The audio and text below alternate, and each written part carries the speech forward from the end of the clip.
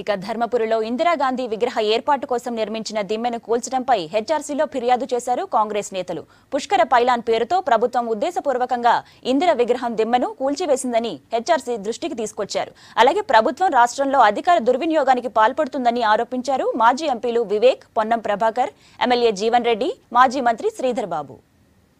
మాజీ ప్రధానమంత్రి ఇందిరాగాంధీ గారి స్టాచ్యూ పెట్టాలని అక్కడ గద్దె కట్టడం జరిగింది.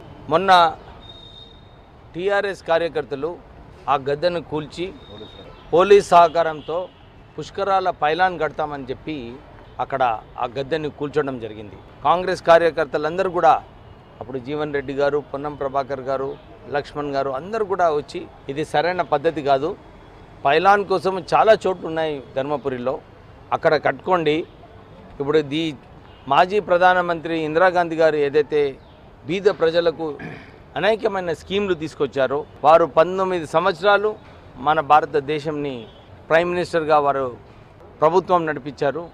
అలాంటి వ్యక్తి ప్లాట్ఫామ్ కూర్చేయడము సరైన పద్ధతి కాదని చెప్పి మేము అక్కడ అధికారులకు మన ఇక్కడ హ్యూమన్ రైట్స్ కమిషన్ని కూడా ఈరోజు మేమందరము శ్రీధర్ బాబు గారు, జీవన్ రెడ్డి గారు, పొన్నం ప్రభాకర్ గారు, మేము హ్యూమన్ రైట్స్ కమిషన్ కూడా పిటిషన్ ఇవ్వడం జరిగింది. మేము ఇదే చెప్పినాము, టీఆర్ఎస్ కార్యకర్తలు ఎలాగా ఈ గద్దెను ఎలా కూల్చుతారు, ఇంకా అంతేకాక పోలీస్ సహకారంతో చట్టం వ్యతిరేకంగా ఏదైతే చేశారో ఈ విషయము ఇక్కడ హ్యూమన్ రైట్స్ కమిషన్కి మేము ఈరోజు పిటిషన్ ఇవ్వడం జరిగింది.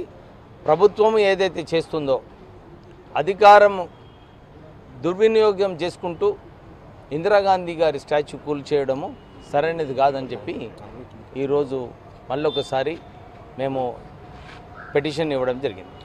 ఒక ప్రక్కన కింద స్థాయి నుంచి మండల స్థాయి నుంచి డివిజన్ స్థాయి వరకు ఉన్న పోలీస్ అధికారులు కానీ, రెవెన్యూ అధికారులు కానీ చేస్తూ ఉన్న ఆకృత్యాలకి మీరు పూర్తి స్థాయిలో వారికి అండగా నిలబడతా ఉన్నారంటే రాబోయే కాలంలో మేము దీన్ని చూస్తూ ఊరుకోము, ఖచ్చితంగా చెప్తా ఉన్నాం.